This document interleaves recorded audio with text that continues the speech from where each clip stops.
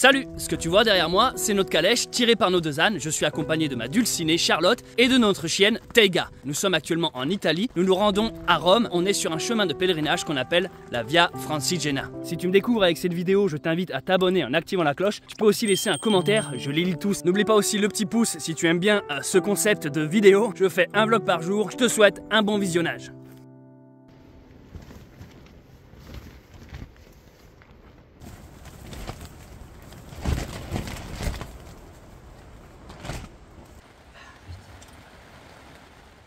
Toi, à chaque fois que tu sors, tu te chopes la grosse pluie. Hein. C'est la pire nuit qu'on ait passée. La pire nuit. Il est vraiment temps qu'on arrive, on supporte plus l'aventure. Comme si la pluie suffisait pas, faut qu'il y ait le vent maintenant qui soulève tout, qui enlève les bâches. On a toutes les affaires trempées, celles de dehors je parle.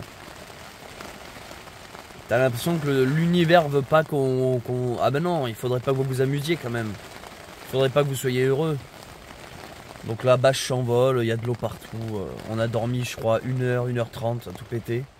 Avec des gros bourrasques de vent toutes les 2 minutes qui arrachent la bâche. Un enfer. Là il est 6h du matin, on pète des câbles quoi.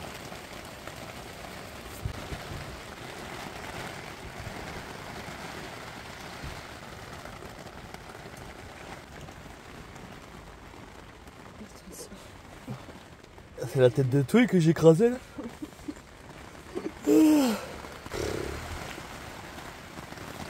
Putain, un enfer. Moi ça coule là. Qu'est-ce que tu fais? Tu t'endors toi? Ouais, impossible. Décidément les emmerdes ne s'arrêtent pas. Je sors de la calèche et je découvre que Babine est détachée. Oh là là. Ouais, Balti. Bon, du coup, j'ai libéré Balti aussi. Ça va ma Babine? Fais voir. C'est cassé ça? Mais c'est marrant, je l'ai dit à Charlotte ce matin. J'ai dit, tu vas voir, plus on va approcher de Rome, plus il va nous arriver des couilles. Comme si l'univers voulait vraiment nous foutre des bâtons dans les roues. Mais en fait, il n'y a pas de hasard. Ça, c'est les dernières épreuves, quoi. Sur chacune de mes randos, ça m'est arrivé ce genre d'emmerde. On a mal dormi. Il y a eu du vent, il y a eu de la flotte. Mais c'est pas fini. Il va y avoir encore autre chose. Hop, je me lève. La corde de Babine lâche. Elle a jamais pété. Elle lâche. Comment c'est pété ce truc là? Je vous assure les amis, nous on en a ras le cul quoi. Il nous tarde vraiment de terminer ce truc. Bon, j'espère juste que Babine en se libérant elle s'est pas fait mal. Je l'ai remis de manière provisoire mais je pense qu'il manque une pièce.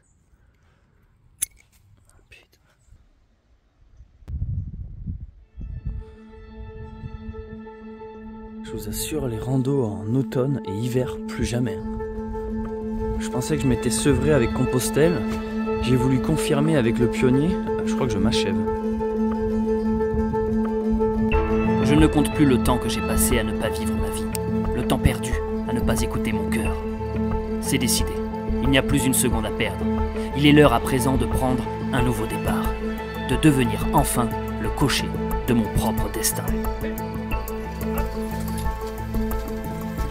Je m'appelle Céleste Grande et j'ai décidé de tout quitter. Laissant derrière moi ma maison et le confort d'une vie sédentaire, je m'extirpe désormais vers une voie différente. Une voie à contresens. Une voie à contre-temps. Je parcours dorénavant le monde en calèche, en quête d'une vie simple, au rythme paisible des sabots de mes compagnons. Renouant ainsi avec les traditions oubliées et le folklore d'une époque perdue. Un âge où l'on savait prendre son temps, où l'on savait s'écouter, où l'on savait s'aimer. Le retour à la douce vie, comme une mélodie italienne, la Dolce Vita m'appelle. Je me rends donc, accompagné de ma bien-aimée, à Rome pour cette nouvelle aventure. Une ville riche d'histoire et d'artistes de renom. Et qui sait peut-être, y croiserai-je le pape, symbole fort de cette cité. Pour ce périple, je désire faire ça à l'ancienne, façon 19e siècle, sans objet moderne, excepté, je l'avoue, mon téléphone, utilisé tel un carnet de voyage pour vous partager chaque jour une nouvelle vidéo. Maintenant, prenez place dans le chariot et observez l'attelage ouvrir la voie.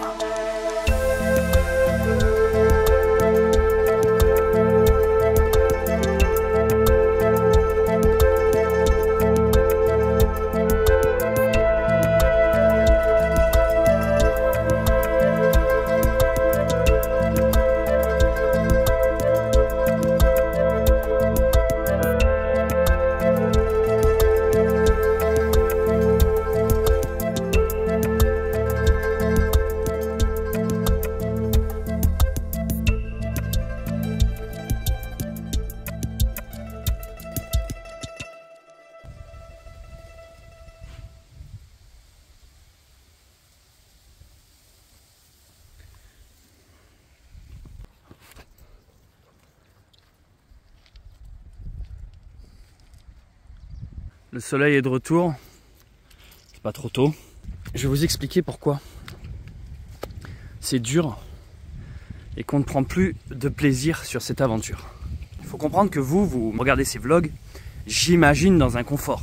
Il est difficile en vidéo de retranscrire l'inconfort que nous vivons. Déjà, il y a l'accumulation de la fatigue depuis plusieurs mois de marche. Là, tu vois, on a le cerveau explosé. Par exemple, ce matin, je me suis levé. J'étais tellement fatigué que j'en avais mal dans la poitrine, tu vois, j'avais mal au cœur. Quand je me penche et que je me relève, j'ai la tête qui tourne, tu vois. On manque de sommeil, on manque d'énergie, on mange pas toujours bien. Hier soir, on n'a pas mangé, par exemple. En plus de l'effort physique toute la journée, la marche, la vigilance constante des animaux, le fait de tout le temps regarder la carte pour prendre le meilleur chemin, et surtout, parallèlement à ça, faire du montage, au lieu de dormir, par exemple, le soir, ben, ça nous épuise tout simplement. Et donc, on attend, si vous voulez, des soirées, on attend, lorsqu'on trouve un coin pour la nuit, à être tranquille. On attend à se dire, ok, je peux enfin me poser, récupérer, souffler, se reposer. Et donc, quand on a une soirée comme hier, où en fait les éléments s'acharnent sur nous, c'est ce qu'on ne supporte plus. C'est-à-dire qu'au début, tu peux trouver ça mignon, le côté aventure. Ah, c'est sympa. Yes, on est sur la flotte. Ah, ça créera du souvenir. Ah, tu te rappelles quand on se pelait les couilles? Mais en fait, au bout de plusieurs mois, et surtout à 2 doigts de l'arrivée, quand les événements se déchaînent, que tu dis ici on va être bien, et que déjà tu as un tas d'Italiens qui viennent tout le temps nous parler, alors qu'on a juste envie de se poser. Ensuite, tu as la pluie, tu es trempé, tu te dis bon allez, une fois qu'on sera sous les couvertures ça va aller. Mais non, après tu as le vent toute la nuit qui t'empêche de dormir. Puis le vent violent, je vous parle pas d'une petite brise, je vous parle du truc qui arrache les bâches. Ensuite, tu te lèves en pleine nuit, tu constates que nos affaires qui étaient sous les bâches, la bâche s'est barrée, donc toutes nos affaires sont trempées. Ensuite, tu te lèves le matin, tu t'aperçois que les ânes ont été détachés, alors qu'ils n'ont jamais détaché, tu vois, mais Babine, elle aurait pu se barrer n'importe où. Enfin bref, c'est une accumulation qui fait dire, en fait, tu te dis, mais à quel moment il est où le plaisir là? À quel moment je m'amuse? Personnellement, je le vois, ce truc-là, je le comprends. Je sais ce que j'ai à comprendre derrière. Pourquoi il nous arrive autant de galères? On pourrait se dire, ah mais vous faites un pèlerinage, donc c'est pas logique que vous n'ayez pas un coup de main du ciel. Toutes mes aventures, ça a été comme ça. En fait, les derniers jours, il y a toujours le cosmos qui veut bien te casser les couilles pour vraiment voir, tester ta foi, j'ai envie de dire. Pour vraiment voir à quel point tu es tenace et si tu vas vraiment tenir jusqu'au bout. Et j'ai même l'impression que plus tu œuvres pour quelque chose de grand, donc plus tu fais une aventure qui est incroyable. Est-ce que vous vous rendez compte qu'on a traversé l'Italie en calèche avec des ânes, en partant d'un petit village en France? Est-ce que vous vous rendez compte combien de gens dans leur vie peuvent dire ça? Combien de gens peuvent dire j'ai voyagé en calèche avec des ânes, ou j'ai même été à pied à Rome, je veux dire. Plus tu accomplis quelque chose de grand et qui est spirituel, et qui me dépasse, qui nous dépasse, qui dépasse l'humain, plus l'univers va conspirer presque les derniers bâtons dans les roues pour voir si ce qu'on vaut, tu vois. Et du coup, tu as l'impression que les forces du mal œuvrent pour te casser les couilles. Il faudrait pas quand même que votre message d'espoir, d'amour, de spiritualité, de foi envahisse trop le cœur des gens. Non, il faut quand même que les gens, on les laisse dans une sorte de médiocrité, de souffrance, d'ignorance. Il ne faudrait pas éveiller trop de personnes. Vous savez, c'est exactement ce passage dans Le Seigneur des Anneaux où Saruman déclenche une tempête pour empêcher la communauté de franchir le col de Caradhras. Vous voyez ou pas ça? Sachez que Tolkien était un initié, il savait de quoi il parlait. Il n'y a pas de hasard. Pour accomplir sa légende personnelle, pour accomplir sa quête, il y a forcément des épreuves. Et plus tu touches ton objectif, plus les épreuves sont grandes. Et là, je vous jure, les amis, il ne nous tarde qu'une chose, c'est d'arriver. Parce qu'on sent que ça devient de plus en plus dur, mais c'est que c'est la bonne direction. C'est de la souffrance. Je ne vais pas dire que c'est de la bonne souffrance, non, non. C'est de la souffrance qui est nécessaire. Un accouchement se fait dans la douleur. Quand tu passes du ventre de la mère à la vie, il y a du sang, il y a des larmes. C'est compliqué, il y a de la sueur. Toute naissance demande un passage difficile. C'est ce que nous sommes en train d'accomplir. On devient, Charlotte et moi, d'autres personnes. On est, mais même on fait naître quelque chose de plus grand que nous. Et ça demande un effort et des difficultés. J'ai presque envie de vous dire que s'il n'y a aucune difficulté, c'est que c'était pas la bonne aventure. J'en ai même rêvé cette nuit. J'ai rêvé qu'on arrivait à Rome. C'est incroyable, je réalise pas quoi. On vit dehors depuis tellement de semaines, tellement de mois. On a chopé un rythme, un quotidien. J'ai rêvé qu'on arrivait à Rome. Et dans mon rêve, je rentrais ensuite en France. J'étais content d'avoir accompli ça. Je me disais, ça y est, c'est fait. vais pouvoir enfin me reposer. Parce que je crois que Charlotte et moi, c'est tout ce qu'on aspire maintenant. Terminer cette aventure et rentrer chez nous.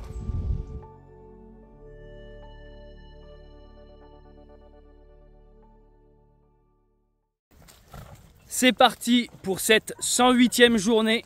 On est vraiment sur les derniers kilomètres. C'est pas encore la fin, hein. On n'a pas fini les aventures. On quitte ce lieu qui certes est fort agréable maintenant qu'il y a du soleil, mais qui était particulièrement à chier en termes de nuit avec la pluie, le vent, l'orage et les diverses galères. Putain, c'est n'importe quoi. Ah merde. Évidemment il est jamais tombé, il faut qu'il tombe maintenant. Pour info, l'endroit où on a passé la nuit s'appelait, je crois, la fontaine du Pape Léon. Fontana Papa Leon. Nous quittons le village de Monterosi où nous avons dormi sans exagération. C'était une des pires nuits qu'on a eues depuis l'intégralité de ce voyage. Vraiment, la pire. Donc ce qu'on va faire, c'est que dès l'instant qu'on trouve un bon endroit pour se reposer, on va se ressourcer avant d'arriver sur Rome parce qu'on veut savourer la fin de notre voyage et pas y arriver dans un état second où on arrive de profiter de rien parce qu'on est trop éclaté. Puis aussi quelque chose qu'il faut comprendre, c'est que l'arrivée sur Rome nous demande notre plein potentiel mental et physique. C'est une grosse ville, c'est quand même la capitale de l'Italie, hein. Il va y avoir du monde, c'est très bien qu'on va embêter la circulation, on veut prendre soin des ânes. C'est un truc vraiment, c'est énergivore les villes. Alors imaginez Rome, plus la retombée émotionnelle d'arriver, plus le fait de filmer tout ça, essayer de capter les moments intéressants, enfin bref, ça demande tellement d'énergie qu'il faut qu'on fasse le plein des batteries avant d'entamer les derniers kilomètres. Bien sûr, on est toujours sur la Via Francigena. Il y a toujours les Italiens qui sont sur leur balcon. On ne sait pas comment ils savent qu'on est là. Nous, on les voit jamais, mais eux nous voient. Allez, 3 balcons. 3 personnes. Lui là, ça fait 3 fois qu'il démarre, qu'il nous double, qu'il s'arrête un peu plus haut, qu'il nous reprend en photo. Ah, et quand je vous dis que c'est prenant même dans un petit village comme ça, alors imaginez à Rome. Hop, là aussi, comment ils savent qu'on était là? C'est à croire qu'ils attendent tous au balcon en fait. T'as vraiment cette impression qu'ils attendent au balcon, qu'il se passe un truc.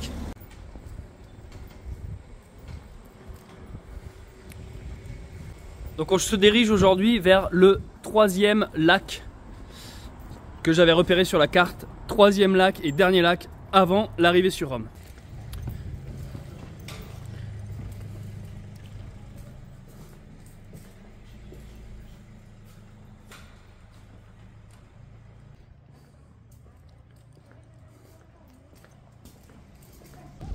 Toujours en train de marcher. On est sorti un peu de la Via Francigena parce que malheureusement elle semblait passer sur une route très fréquentée, type un peu autoroute. Enfin, elle passait pas sur l'autoroute, elle passait par un petit chemin qui était à côté de l'autoroute. Mais sur ce chemin, une calèche ne passait pas. Donc on est en train d'improviser notre route. Au final, on est même parti à l'opposé de la Via Francigena. Je vais vous ouvrir la carte et vous expliquer un peu les prochains jours, les prochains kilomètres. Comme d'habitude, nous sommes le petit point bleu. On a dormi près de ce lac ce matin. On a traversé ce village. Et voyez, la Via Francigena, ce sont ces petits pointillés qui partent ici. Alors déjà, pour les atteindre, il aurait fallu traverser l'autoroute. Ça, c'est l'autoroute qui va justement à Rome, hein. Si on continue sur cette lignée, on arrive directement intramuros, Vaticanos. La Via Francigena, le souci, c'est que voilà, on ne pouvait pas partir de ce côté-là. C'est vraiment un petit chemin dans les campagnes. Notre décision a été la suivante, de prolonger ce trait jaune pour aller finalement au 3e lac. Donc on aura vraiment fait les 3 lacs, lac 1, lac 2 et lac 3, ces 3 lacs que j'ai vus depuis le début de notre aventure. Je les voyais du ciel et je me disais quand on y sera, on se rapproche de Rome. Et oui, regardez, on est vraiment à côté. Donc on improvise un peu notre Francigena. Mais de toute manière, j'ai remarqué il y a énormément de variantes, hein. Souvent, des fois, on était sur une route en se disant waouh, on est vachement éloigné du chemin officiel. Et puis en fait, on tombait sur un panneau qui nous disait non, non, vous êtes bien sur la Via Francigena. Il y a beaucoup de variantes, hein, pour les vélos, les piétons, les cyclistes, les motos, les voitures. Il y a toujours des chemins bis. Donc ça ne m'étonnerait pas que nous sommes quand même sur une Via Francigena, pour être franc avec vous. Dans les grandes lignes, c'est on va passer là, là, là. Et après, on redescendra par ici. Voilà, sur Rome. Sur la route que nous avons décidé d'emprunter, on passe à côté d'un truc qui s'appelle agriturismo. Je sais pas la définition exacte, mais c'est des genres de gîtes Et certains ont du terrain. Et là, par exemple, on vient d'en trouver un avec des chevaux. Ah non, attendez. C'est des chevals, ça. Je croyais que c'était des chevaux. En même temps, c'est à s'y méprendre. Et on va voir si on peut passer une nuit dans le coin et laisser nos babines se reposer. Et nous ressourcer également. Salut, toi! Oh, il est grand, celui-là. C'est un âne du Poitou. À chaque fois que les gens voient un âne, ils disent toujours ça, quoi. Putain, il est immense. Oh, il est immense, celui-là. Ah bah oui, Babine, elle a ses chaleurs. Oh, il est beau, hein. C'est copain. Évidemment, quand on s'arrête dans un gîte, gros soleil, c'est que lorsqu'on dort dehors qu'il y a du vent, de la flotte. Nous avons trouvé un centre équestre. Et voilà à quoi ça ressemble. Nous avons une petite chambre là-dedans. Les gens sont très sympathiques. On a garé la calèche ici. Et les babines sont dans le manège là. Avec du foin. Et elles sont déjà en train de dormir, j'ai l'impression.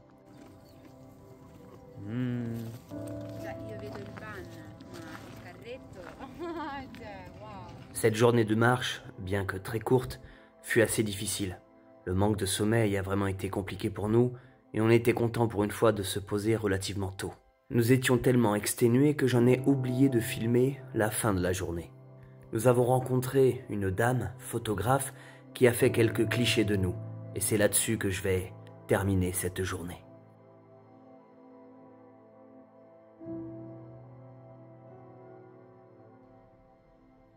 Voici où nous avons passé la nuit. Cette petite chambre nous a été gentiment offerte par les gens qui tiennent ce ranch. En fait, on est arrivé hier soir pour leur demander s'ils avaient un endroit où on pouvait mettre les ânes. Ils nous ont donc donné un petit terrain, je vais vous montrer ça. Donc là, voici la douche. Je vous le filme parce que je sais que vous êtes très très curieux. C'est même malsain des fois quand on lit vos commentaires. Et là, c'est la petite cuisine, le petit salon. Et alors, là, on est sur le départ. On a nos valises. Et voici où sont les babines. Elles broutent un peu d'herbe verte pour le moment. La calèche est là-bas, on est en train d'y amener les affaires. Et les babines n'ont pas dormi là. Elles ont dormi dans l'enclos en bois que vous voyez derrière là-bas. Elles ont mangé du foin. Mais au petit matin, j'avais envie qu'elles mangent un peu d'herbe verte. Parce que le foin, je trouve ça un peu trop sec. Elles ont besoin de force et d'énergie. Donc on est arrivé hier soir, on leur a dit qu'on était des pèlerins, qu'on voulait un peu se reposer. Parce que la nuit précédente avait été très nulle. Et ils nous ont filé ça, cette petite chambre. Ce qui a été exceptionnel, c'est le calme, les amis, le calme. Il n'y a que nous, hein. Il y a nous et le propriétaire, c'est tout. Tout ça, c'est des apparts, ils sont tous fermés. Donc ils nous ont ouvert exceptionnellement là. Et un calme. Je tenais juste à dire avant qu'on décolle, parce que là je viens de publier une nouvelle vidéo sur YouTube. C'est celle où on se baigne dans l'eau du lac, le volcan qui est très ancien. Beaucoup ont été choqués parce qu'à un moment, il y a des plans en drone, de mosaïque, de floutage, beaucoup de censure. Et certains parmi vous ne comprennent pas ce que c'est. En fait, ça c'est YouTube qui en ce moment, je ne sais pas trop pourquoi, il s'acharne sur moi, me met des bâtons dans les roues.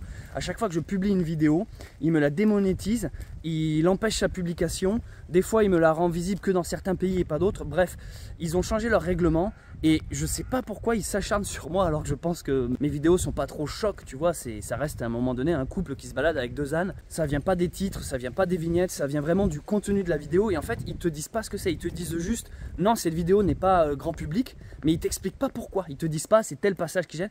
Et donc moi, dans le doute, je dois flouter des trucs un peu hasardeux. Là, j'en avais rien à foutre, j'ai tout censuré, donc les images sont dégueulasses. Moi, en tant qu'artiste, ça me fend le cœur de devoir vous faire des plans aériens, du montage, des musiques et tout, et de devoir tailler là-dedans comme un gros porc juste pour que YouTube puisse diffuser ma vidéo.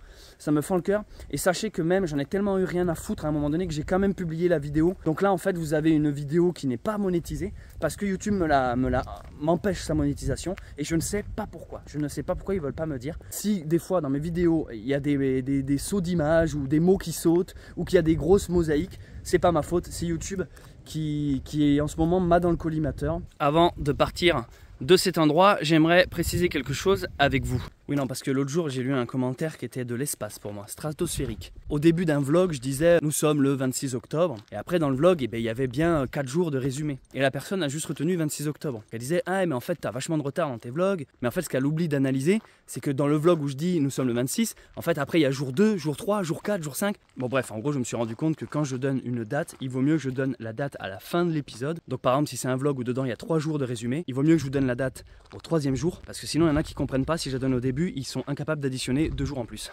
Je vous jure, des fois les amis, on lit des commentaires YouTube, mais on est dépité quand on les lit, on se dit mais c'est pas possible que quelqu'un écrive ça. Je vais vous donner un exemple parce qu'il y en a plein qui me découvrent et du coup ils n'ont pas l'habitude de tomber sur des youtubeurs qui ouvrent un peu leur gueule. Du coup ils sont un peu choqués quand il y a du franc-parler et de l'honnêteté, tu vois, de la franchise. Mais en vrai, ceux qui me suivent depuis longtemps, ils savent très bien que de temps en temps je fais des petits tacles à ma communauté pour les remettre dans les droits chemins. Parce que moi sur ma chaîne, je préfère, si vous voulez, perdre des abonnés mais savoir que ceux qui restent sont des vrais, que faire un contenu bien pensant pour froisser personne et avoir tout un ramassis d'abrutis qui commentent avec des phrases de singes attardés mental. Donc là par exemple, dans un des vlogs qui vient de sortir sur ma chaîne, vous nous voyez pour la première fois dormir dans un gîte après plus de 100 jours d'aventure en extérieur. Premier commentaire que je lis: oh là là, vous vous embourgeoisez. Ensuite, je filme tout. On filme du réveil, l'après-midi, le soir. On se filme même des fois quand on fait nos besoins. Vous voyez toute notre intimité. Tu vois, il y a un côté télé-réalité. Premier commentaire que je lis: vous avez mangé quoi et vous avez payé combien l'hôtel? Sur 1 heure de vlog, la personne veut juste savoir ça. Sur 1 heure de vlog, où on montre déjà tout. Elle veut savoir la couleur de ma crotte le matin, elle veut savoir ce que je mange, ce que je bois, comment je fais pour respirer, qu'est-ce qu'on se dit avec Charlotte dans l'intimité. En fait, la communauté YouTube, des fois, vous vous rendez pas compte, vous leur donnez ça, ils te bouffent les mecs, ils te bouffent en intégralité. Et en fait, tu te dis, et dire que c'est les mêmes qui ont voté Macron et qui sont triple vaccinés. Même si c'est pas méchant, hein, j'en ai conscience, mais l'enfer est pavé de bonnes intentions. Et je vous jure, quand des fois tu es sur YouTube, que toi tu es crevé, tu fais du contenu, tu fais du montage, et que tu as ça en commentaire, tu dis putain, on a encore du boulot. Pour moi, c'est un peu du même niveau que si tu amenais quelqu'un au cinéma voir un super beau film, un truc de 3 heures, un truc ultra épique, machin. Les lumières se rallument, c'est la fin de la séance, et le premier commentaire de la personne, c'est ils sont faits en quelle matière les sièges sur lesquels on était assis? C'est un commentaire qui n'a pas de rapport en fait. Il y a un peu un lien avec le cinéma, mais sinon pas trop de rapport. Comme par exemple, j'ai remarqué aussi un autre truc. En fonction des premiers commentaires postés sous la vidéo vient de sortir et il y a déjà les premiers commentaires. Si quelqu'un va commencer à souligner quelque chose, oh là là, j'ai l'impression que le chien boite. Tu peux être sûr que derrière, tu as les 200 commentaires qui font juste du mimétisme et qui vont dire ah oui, en effet, le chien boite. Ah oui, le chien boite. Ah, le chien boite. Tu devrais donner de l'argile au chien boite. Le chien boite. C'est incroyable quand en fait, avec une simple chaîne YouTube et des vidéos et un espace commentaire, tu vois la logique des foules en fait, le raisonnement des foules. Et sachez que des scientifiques l'étudient tous les jours ça. Le mouvement des foules est vraiment une étude à part entière. Tellement en fait, il y a des trucs qui sont ultra prévisibles. Et quand moi je vois qu'à mon petit niveau avec une chaîne YouTube pas du tout connue, quand je vois l'influence que ça a sur la masse, je me dis mais alors à l'échelle gouvernementale on n'est pas prêt d'imaginer ce qui se passe. Quand les gars ils contrôlent tout un pays, quand ils gèrent les populations, ils veulent nous faire croire ce qu'on veut à travers les médias, et ben ça fait un peu peur les amis. On décolle de ce ranch. Les babines ont bien mangé, se sont bien reposées. Elles se sont fait des amis pour la nuit qui leur dit au revoir. Aujourd'hui côté météo, comme d'habitude, en ce moment c'est très changeant. Un peu de pluie, un peu de vent, un peu de froid. Puis de temps en temps quelques éclaircies. C'est parti pour notre 109e jour de randonnée, 109 jours que l'on marche. On va bientôt arriver sur Rome, on n'y sera pas ce soir. Notre objectif ça va être dans un premier temps, revoir nos amis Dario et Ariana, trouver un coin safe pour les babines. Tu viens dire au revoir à tes amis? Les amis mots. Hey les gars, vous allez où? Je peux venir avec vous? On va à Rome. Ça fait plusieurs jours qu'on marche. Vous avez trop de chance. Toi aussi t'as de la chance. Tu sais, t'as à manger, à boire tous les soirs. Nous c'est un peu galère. Ah ouais, mais vous êtes libres et heureux les amis. On se retrouve de l'autre côté les gars. Ciao! On se renclenche sur la Via Francigena et alors au loin, je l'avais pas vu hier soir quand nous sommes arrivés, et ben c'est le 3e lac les amis, le 3e et dernier lac avant l'arrivée sur Rome. Voici la carte de l'Italie, nous sommes le petit point bleu et voilà le 3e et dernier lac. Alors si vous n'avez pas suivi, je récapitule. Vous voyez ici il y a une suite de 3 lacs, premier lac, second lac, 3e, et ça je les vois depuis que nous sommes partis depuis la France. Je les avais repérés parce que je m'étais dit lorsqu'on est à côté de ces lacs, c'est que nous sommes sur la fin du voyage, on arrive ensuite sur Rome et là nous sommes sur le dernier de ces 3 lacs. Ça fait quelque chose. Alors comme je le disais, le plan d'aujourd'hui ça va être de passer à côté de ce lac. Voilà, on va sûrement s'arrêter une autre nuit par ici, puis ensuite sûrement demain ou après-demain, voilà, entamer doucement l'arrivée sur Rome. Incroyable.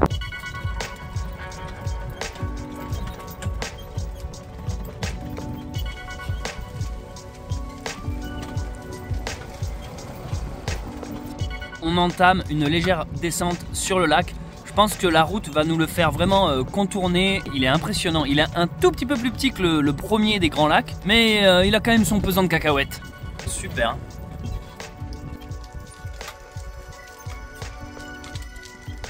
Quand on va arriver à Rome, notre première étape, ça va être de trouver un endroit où se poser, stationner. Parce qu'on va pas zoner dans la ville avec les babines et dormir dans des jardins publics. Les deux amis qu'on est censé revoir à Rome, Dario et Ariana, j'en ai parlé dans un vlog précédent, ce sont des gens avec qui j'avais fait Compostelle, nous ont peut-être trouvé un endroit. Une fois que les babines ont trouvé leur spot, on va s'occuper de Charlotte et moi. On peut être hébergé par chez nos amis et on peut aussi se trouver un truc pour nous, pas trop loin des babines. Et ensuite, on va visiter Rome, être à Rome, savourer la fin de notre aventure. Voilà, là je vous ai un peu expliqué les grandes lignes, je vous ai un peu dégrossi le morceau.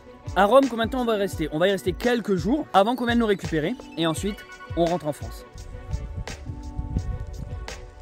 On avance un peu moins vite, mais je pense que c'est aussi inconscient. C'est aussi ce truc de se dire, je sais pas comment expliquer, c'est vraiment étrange. Hein. En fait, il nous tarde d'arriver parce que là, on a l'impression que ça fait des mois et des mois qu'on est parti. On est fatigué, on sent qu'on n'a plus la même fougue. Et en même temps, on se dit, mais quand on va arriver, ça va changer toute notre vie, quoi. Ça.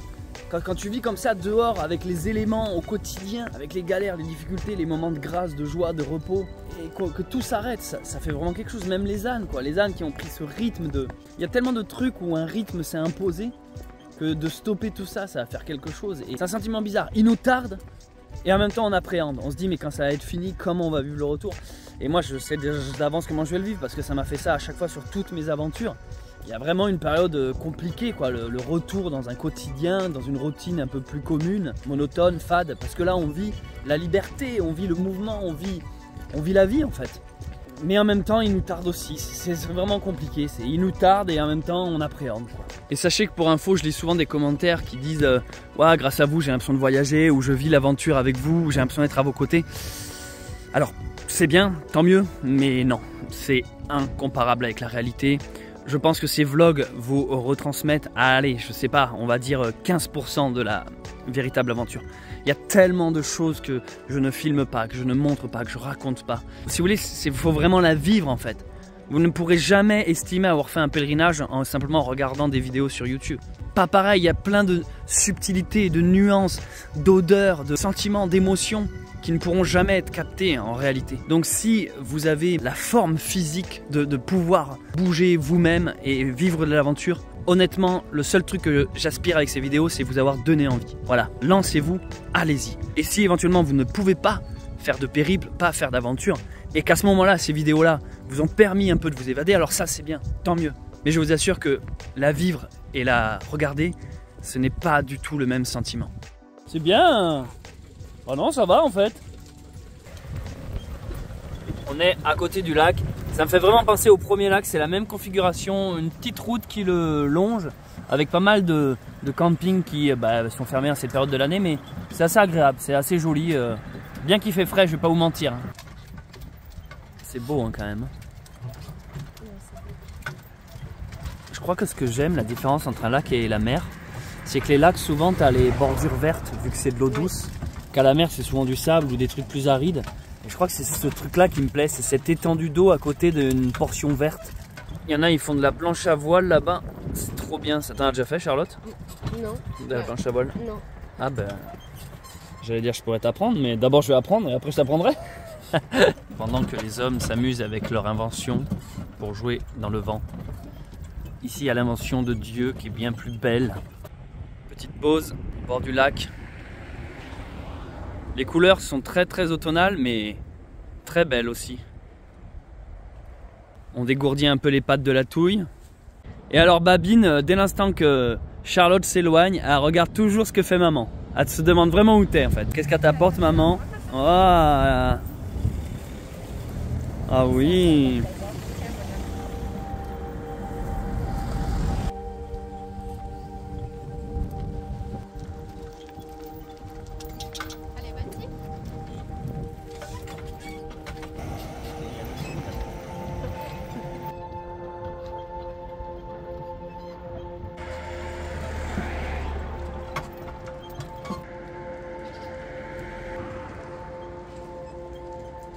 Je suis assez content d'avoir rattrapé mon retard sur les vlogs parce que là, dans quelques jours, on va arriver sur Rome et j'avais vraiment envie de ne pas avoir des vlogs de retard. Je voulais pas, si vous voulez, que nous, on arrive à Rome et que vous découvrez seulement, je dis n'importe quoi, le vlog où on arrive à Sienne, quoi. Du coup, d'avoir rattrapé mon retard, ça permet vraiment de se concentrer maintenant sur l'instant présent. Parce que moi, lorsque je monte une vidéo, j'aime bien être encore dans l'énergie de cette vidéo. J'y mets une intention, une énergie dans le montage qui se ressent lorsque vous le visionnez. C'est pour ça que j'aime la proximité entre le fait qu'on vive la journée et que vous la voyez le plus proche possible.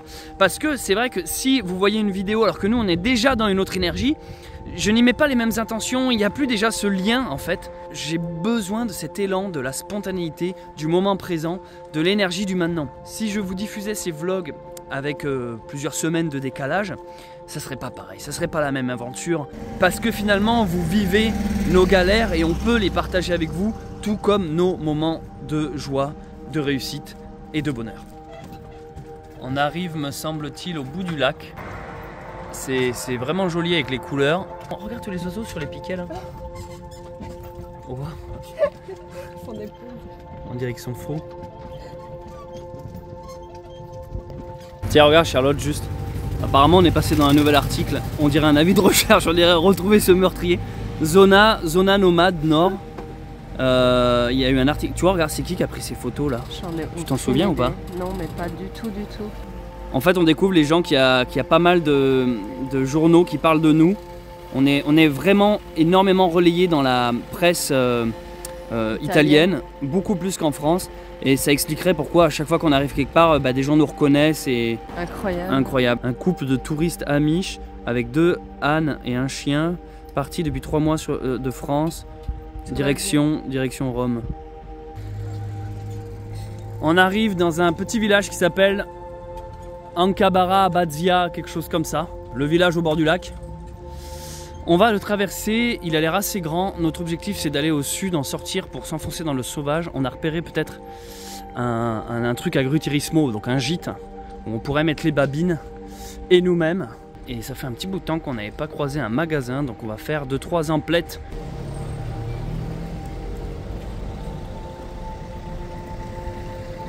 Il y a une dame très gentille qui s'est arrêtée pour nous donner une spécialité de ce village. C'était un gâteau à la pâte d'amande et à la confiture, mais c'était vraiment excellent, une toute petite portion.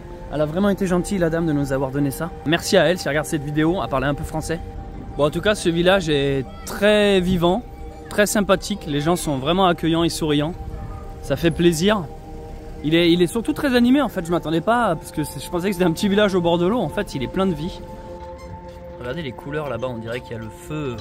On dirait qu'il y a une grosse boule de feu au loin dans l'univers, un truc improbable, tu sais. Une grosse boule qui pourrait ressembler à une étoile, et genre comme si elle nous réchauffait d'ici, tu sais, malgré la distance, truc de fou quoi. C'est ce qu'on dit en Belgique? Non. Quand on arrive en novembre, décembre, et qu'il y a des lumières comme ça dans le ciel, on dit que c'est Saint-Nicolas qui est au fourneau, qui prépare les petits spéculoos pour les enfants. Il y a des enfants qui vont se faire spéculer alors. Le spéculoos c'est toujours un gâteau un peu décevant quoi. Quand t'es môme t'as juste envie d'un éclair au chocolat pendant un spéculoos. C'est beau ce que tu dis. Vous en Belgique vous fêtez encore vachement Saint-Nicolas tu me disais. Saint-Nicolas oui, c'est vraiment une personnalité très importante pour les enfants. Saint-Nicolas c'est une fête, le 6 décembre les parents invitent la marraine, le parrain ou alors c'est l'enfant qui va chez parrain et marraine parce que Saint-Nicolas est passé. Donc on est d'accord que ça n'a aucun rapport avec le Père Noël hein? Ah non, Saint-Nicolas c'est un personnage totalement différent du Père Noël. Ok. Saint-Nicolas c'est le saint des écoliers. Et alors vous avez des cadeaux, des gâteaux, vous avez quoi? On a des cadeaux, on a des bonbons. Et bien souvent, une semaine avant, si les enfants sont sages, tu mets les chaussures à l'entrée ou près de la cheminée ou quoi. Mais ça ressemble vachement à Noël. Vous fêtez quand même Noël du coup? Oui, on fête Noël. Okay. C'est le Père Noël, là c'est pas le même bonhomme. Le Saint-Nicolas, il est toujours accompagné du Père Fouettard. Quand j'étais petit, nous, on avait dans mon village, on avait le Père Noël vert. Est-ce que tu sais ce que c'est ça, le Père Noël vert? Mais tu m'en avais parlé, oui. C'est un Père Noël qui, au lieu d'être habillé en rouge, est habillé en vert. Et en fait, c'est l'inverse. C'est aux enfants de donner un cadeau. Et ça t'apprend, si tu veux, à partager en fait. C'est fou quand même ces trucs qui se sont un peu perdus. Je me rappelle très bien du Père Noël vert. Parmi tous les jouets, là, lequel tu veux plus? Et après, elle disait, bah lui, je t'ai pas vu jouer avec. Et toi, à ce moment-là, t'es là, non, non, je veux encore le jouet. Tu sais, il manque une pièce sur 2. Tu as pas touché depuis 10 ans. Tu finissais par te dire, bon, allez, ok, je donne lui. Et de mémoire, je veux pas dire de bêtises, t'avais une fête de village, genre dans la salle des fêtes. T'as un monsieur qui arrivait habillé en Père Noël vert, avec une grosse besace. En fait, tu donnais ton jouet à l'intérieur. Ouais. Et il me semble que c'était pour des autres enfants défavorisés. Il y avait une histoire de partage, que c'est pour d'autres enfants, qu'on pas les... Plutôt que ça soit toujours les gosses qui reçoivent un cadeau, c'était à eux de faire le cadeau au Père Noël. Et je trouvais ça beau en effet. Du coup, on appelait ça le Père Noël vert. Mais j'ai jamais su, si tu veux, si c'était propre à mon village ou si c'est un truc qui se fait, tu vois, de manière générale, je sais pas. La nuit tombe, on a doucement quitté la ville par le sud. Donc on s'éloigne du lac. Je suis en train de balader la touille pour qu'elle fasse ses besoins. Et on a repéré peut-être un gîte un peu plus au sud. On va tenter d'y dormir. Après on n'appelle pas, hein. On n'appelle pas, c'est-à-dire qu'on débarque vraiment à l'improviste. Parce que y a la barrière de la langue qui est compliquée au téléphone. Quand ils nous voient, en fait, ils comprennent très vite que ah oui, ok, il y a une calèche, il y a des ânes. On les met un peu devant le fait accompli, je vais pas vous mentir. Donc on a plutôt eu une belle météo, en vrai, pas très chaud, mais bon, on va pas demander à l'automne d'être déguisé en été, hein. Regardez où nous nous situons, les amis. On est en train de s'éloigner du lac. C'était le 3e et dernier lac. Ça me fait bizarre, hein, les amis. Je vous jure, c'est un sentiment indescriptible. Rome est juste là, quoi. Ça me fait bizarre. Ça me fait bizarre. On a trouvé l'Agruturismo. Les babines ont un parc. Il y a une énorme partie du jardin qui est clôturée. Donc là, on vient vraiment juste d'arriver. Le monsieur nous a dit mettez-les là. Et il va aller essayer de voir s'il peut nous trouver une chambre. Donc là, on est en train de vérifier. Vous voyez que la clôture fait bien tout le tour. Enfin, ça, tous les gens qui ont des animaux, c'est un classique. Ouais. Même des poules, hein, faut toujours faire le tour des grillages. Même un chien, j'ai envie de dire, en fait. Quand tu as un chien chez toi, évidemment, quand on risque de dormir en intérieur, gros ciel, coucher de soleil, et quand on dort dehors, on se prend la flotte. Vous n'imaginez pas le soir quand il n'y a pas le camp à monter, tout simplement. En fait, on prend juste les valises et ça y est, on est dispo. Non, j'exagère, on a quand même la bâche qu'on met à l'avant si jamais il pleut pendant la nuit. Ah, au fait, on a fait 15 km aujourd'hui. Ce qui est énorme en fait, parce que vu qu'on est dans une optique de freiner et de ralentir, 15 bornes, c'est bonne journée. En fait, on s'en rend même plus compte. Hein. Non. On les fait, on les torche sans s'en rendre compte. Ouais. Dis-toi qu'au début, tu te rappelles, on faisait 12 km, on était là en mode, c'est super, jamais on fera aucun. 3 mois plus tard, 15 bornes, on fait ça tout en faisant des pauses tous les quarts d'heure, quoi. Tada! Nous voici dans la chambre. Alors par chance ils acceptent. C'est vrai que les chiens ils nous les ont. Ils nous les ont toujours pris pour l'instant. Bon, après je dis pour l'instant, ça fait 3 fois qu'on a dormi. Donc voilà notre chambre, un lit, un autre lit, parce qu'on fait lit séparé avec Charlotte. Attention, pas avant le mariage. Et la salle de bain, ça aussi pas avant le mariage. je me laverai seulement après. En fait, ce qui est cool, c'est que vu qu'on est en hors saison. Les tarifs ils sont éclatés et surtout c'est pas seulement ça, c'est que là il nous a filé, il nous a dit je vous donne la grande chambre vu que j'ai personne d'autre. Donc voilà, c'est quand même des petits gestes ici et là qui nous font bien plaisir. Nous ça nous permet de récupérer. En fait notre objectif avec Charlotte c'est d'essayer d'être en forme pour l'arrivée sur Rome qui risque d'être quand même très énergivore. Et donc c'est pour ça, quand on a la possibilité de dormir dans une sorte de gîte, on le fait. Bref, je suis en train de m'étouffer. Allez, j'arrête de filmer ici pour aujourd'hui. Je vais pas prendre de retard sur les montages, directement couper cette vidéo et puis commencer le montage du vlog. À demain. Je suis Louison, j'ai 5 ans et demi. Je vis avec mon papa et ma grande sœur dans une petite roulotte et on a aussi 2 chevaux et un chien qui nous accompagnent. J'aime beaucoup Charlotte, je la trouve très belle et les ânes aussi. J'aime bien regarder vos aventures et j'espère qu'on se croisera un jour. Bonne aventure, Louison. Et il y a un petit dessin avec. Le dessin, il me fait trop rire. Je suis une reine, moi. Et toi, t'es un roi. Moi, je suis un roi. Avec le portable, regarde. J'ai la perche à selfie. T'as la barbe et tout. J'adore les ânes. Les ânes, ils sont géniaux, quoi. Moi, je suis une reine, quoi. T'es la princesse. Waouh, bravo, Louison. Avec tes lunettes. Trop mignon. Tes lunettes et ta robe. Oui.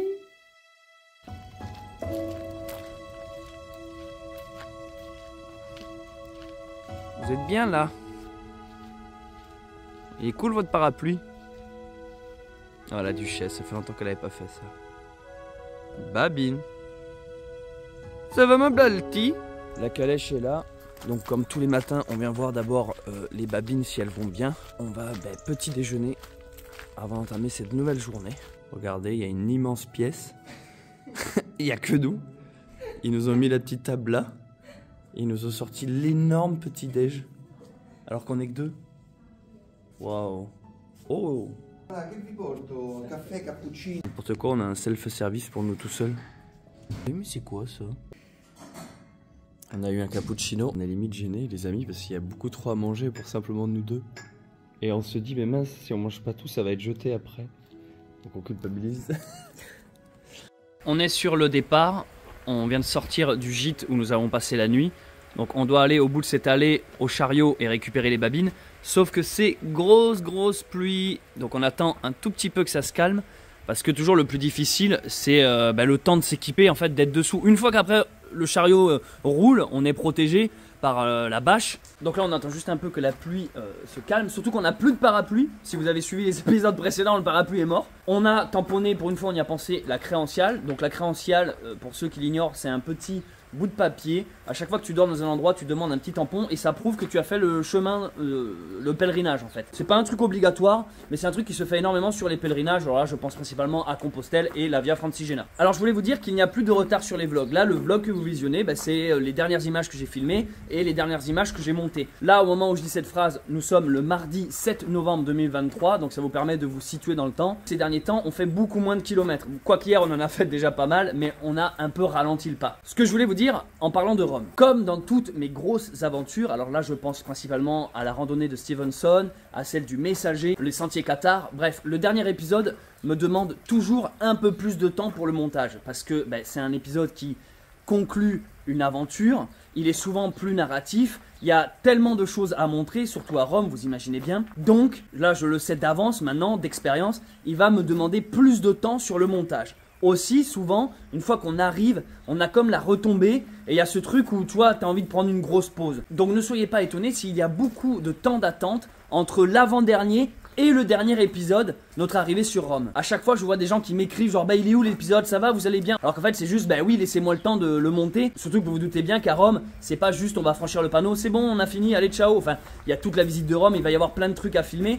J'ai déjà la flemme rien que d'y penser. Donc voilà, ne soyez pas étonnés s'il y a du retard ou beaucoup de temps d'attente entre l'avant-dernier épisode et le dernier. Surtout que je ne sais même pas au moment où je dis cette phrase si le dernier sera vraiment le dernier. Peut-être que par exemple une fois qu'on va être arrivé à Rome, ça va être le dernier épisode où on nous voit arriver, mais qu'après je vais refaire 1 ou 2 épisodes où on est dans Rome. Et me connaissant, c'est ce qui risque de se passer. Mais juste, je vais prendre le temps de monter l'épisode, je veux faire une belle conclusion à toute cette aventure. Vous imaginez, en quelques mois, il y a eu plus d'une cinquantaine, voire 60 vidéos, quasiment de 40, 50 minutes, parfois 1 heure. Enfin, c'est un truc de malade. Je parle d'un point de vue vidéo, c'est vraiment un truc de malade. Donc c'est aussi pour ça que là, quand on va arriver, on va prendre le temps de souffler, aussi retrouver nos amis. Voilà, donc je le répète, si vous voyez des gens dans les commentaires qui disent allez où la dernière vidéo, je la trouve pas, n'hésitez pas à leur répondre en disant elle arrive, elle est en cours de montage. Pas de panique, parce que je sais très bien que ça va arriver. Ensuite, comme je le disais, ce n'est pas parce que nous arrivons à Rome que l'aventure Le Pionnier se termine. Il y a des vidéos qui vont continuer de sortir. Peut-être même que je ferai des vidéos aussi sur notre retour en France. Je dis bien peut-être. Ce que je veux dire, c'est que ce n'est pas parce que nous arrivons à Rome que j'arrête de faire des vidéos sur YouTube. Moi, ça fait plus de 15 ans que je suis dans les vidéos. Je suis quelqu'un de très productif. J'ai tout un tas de projets à partager avec vous une fois qu'on sera de retour en France. Plein aussi de vidéos à thème, toujours autour du milieu de la survie, de l'autonomie, du bushcraft, des randonnées, avec un brin de spiritualité et mon humour que vous appréciez. On pourra aussi continuer à vous donner des nouvelles, bien sûr, de Charlotte, de Taiga, mais aussi des babines. Bref, ce que j'essaie de vous dire, c'est que les vidéos continuent. Généralement, pendant mes grosses aventures, donc printemps-été, je fais une vidéo par jour, comme en ce moment. Mais dans les périodes plus calmes, donc automne-hiver, je fais, on va dire, 1 à 2 vidéos par semaine. Donc n'hésitez pas à rester abonné et partager ces aventures autour de vous. Allez, je vais continuer le montage, profiter de la flotte et de la perte de temps pour finalement m'avancer sur cette vidéo.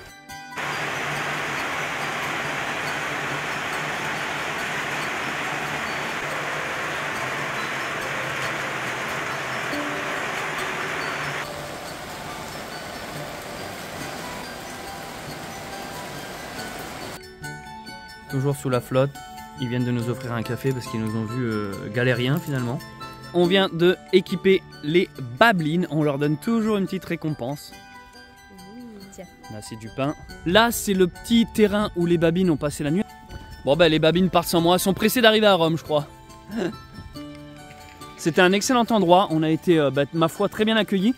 On part assez tard parce qu'on a attendu ce matin que la météo se calme entre 2 averses pour justement s'équiper, équiper les animaux et partir. Bref, c'est parti pour cette 110e journée de marche. On est très proche de notre objectif. Hey, mais c'est quoi ça? Province de Rome. J'ai le cœur qui bat. Ça me fait stresser. Pourquoi je suis stressé? Bravo les blabline. Ils sont arrivés avant nous. Ouais. Taiga, t'es la dernière. Taiga, t'es toujours en retard, j'ai remarqué, Touille. Par contre, quand il s'agit de Puy du Bec, elle est plutôt en avance. Elle est même dans le futur. On est sur un axe qui est assez emprunté. Malheureusement, il n'y a pas beaucoup de choix de route. Hein, donc, il y a des voitures. Mais on va bientôt se renclencher sur la Via Francigena parce que de temps en temps, on s'en éloigne sans faire attention. Hein. Des fois, on essaie toujours de prendre le chemin le plus facile avec la calèche pour nous, bien sûr. Donc, des fois, on s'en éloigne et puis d'autres fois, on est dessus. On vient de traverser un petit village où ils vendaient à manger à emporter. Quand on est en train de conduire, eh ben, on s'échange les rênes. Là, je dirige les animaux pendant que Charlotte mange et après... on inverse nos rôles et ben voilà les amis, j'ai pas plus à dire à part qu'on est très excités d'arriver bientôt. Je pense pas qu'on arrivera ce soir, mais honnêtement je pense pouvoir l'affirmer maintenant sans doute. Demain on est à Rome. Hey Charlotte, t'as vu, on dirait qu'il y a 3 soleils dans le ciel. La Trinité. Ouais c'est clair, ça fait vachement de Trinité.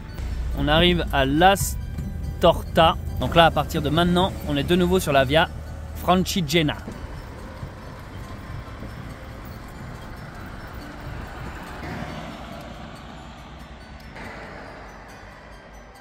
Allez, courage Babine et Balthazar. C'est bientôt terminé. Cette aventure pour vous aussi touche à sa fin. Vous allez pouvoir vous reposer et reprendre du poil de la bête.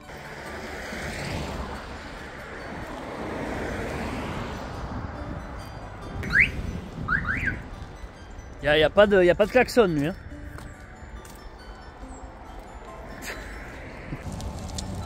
Regardez le soleil et l'éclairage là-bas. Voici où nous nous situons au moment où je vous dis cette phrase. Nous sommes le point bleu. Voilà, on est bien après les 3 lacs. Regardez, on est à côté de Rome. On ne va pas y arriver ce soir parce que nos amis Dario et Ariana nous ont trouvé une sorte de centre équestre où on pourra laisser les babines quelque part par ici. Alors je sais plus où exactement, mais c'est quelque part au nord de Rome. Donc nous, vu que là la nuit tombe, on ne veut pas arriver de nuit là-dedans, dans la grande capitale. Donc on va déjà chercher un coin où se poser pour ce soir. En vrai j'ai l'impression qu'on est déjà à Rome. On est comme sur la périphérie, on est sur les petites villes autour. On sent que la circulation se densifie, il y a des trains, il y a des avions. Tu sens que tu approches d'une grande ville en fait. Je sais pas pourquoi, c'est la première fois qu'une arrivée sur une fin d'aventure me stresse autant. C'est pas du stress du style j'ai peur de je sais pas quoi, que ça se passe pas bien, non. C'est une sorte d'excitation mélangée à du stress. Parce que si vous voulez, quand tu marches aussi longtemps avec pour objectif quelque chose que tu vises devant toi pendant plusieurs jours, mois, semaines, que c'est l'unique truc sur lequel tu te focuses et que tu te concentres, et quand ça y est tu l'atteins, il y a comme quelque chose d'assez incroyable et je sais pas, ça crée une sorte de petit stress. Ouais, c'est une excitation mélangée à du stress. J'arrive pas à le décrire ce sentiment, c'est particulier.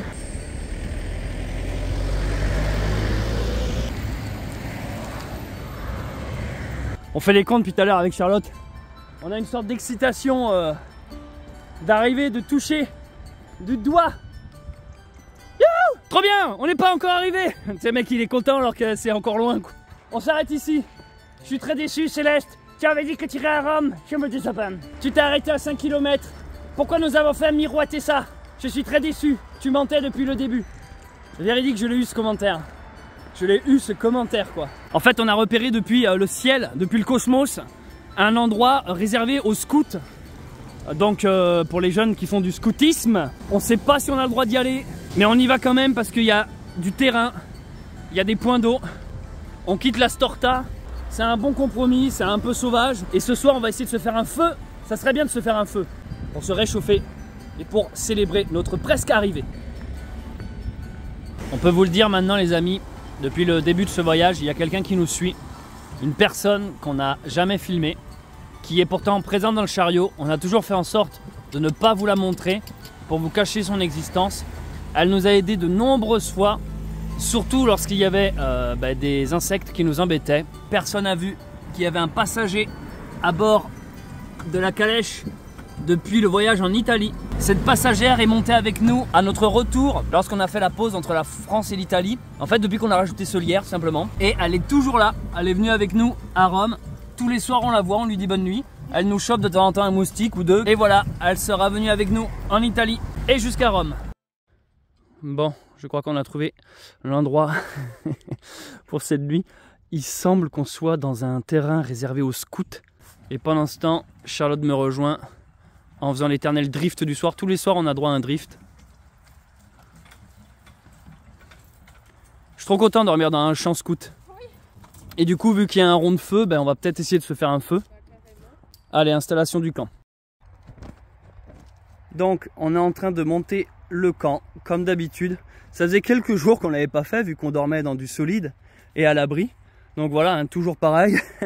Mais je leur filme parce que j'ai l'impression que ça fait super longtemps.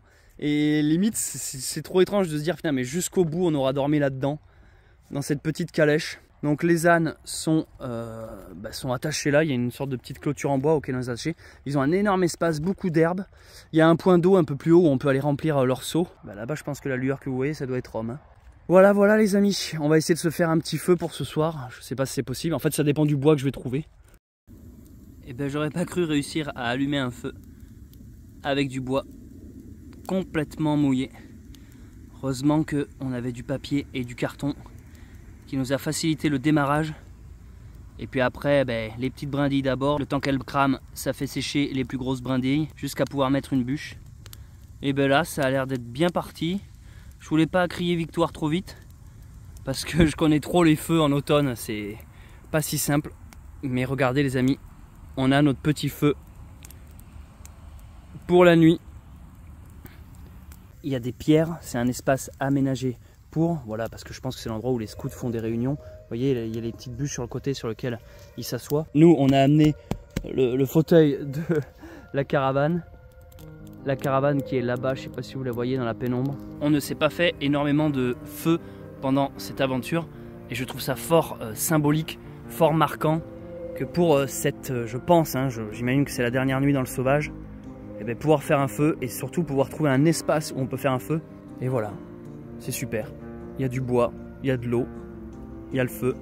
Tous les éléments sont réunis pour passer une bonne soirée. On va même cuisiner sur ce feu. Charlotte est en train de nous faire des hamburgers au feu. Regardez, elle vient de faire cuire les steaks, donc végétarien pour elle, à la braise directement. Et on a recyclé pour ça les boîtes en aluminium d'Amidi. Elle a senti les odeurs de viande, elle est en mode, elle a fait la tête sage d'un coup, genre non, je mange pas des cacas de âne d'habitude.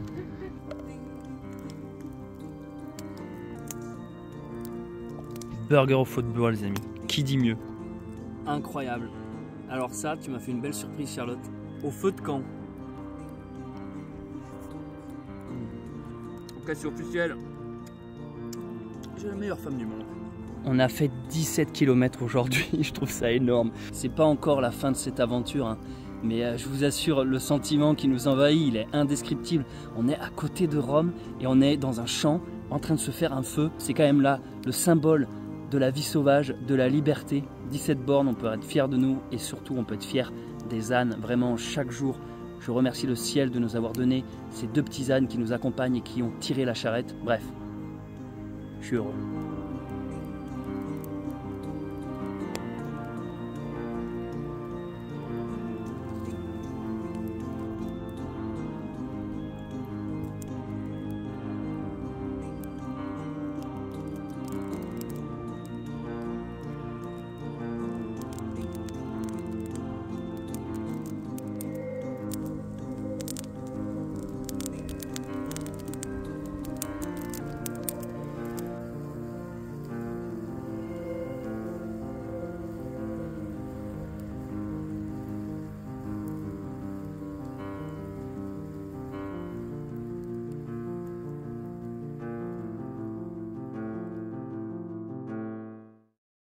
Merci d'avoir visionné ce vlog, j'espère qu'il vous a plu.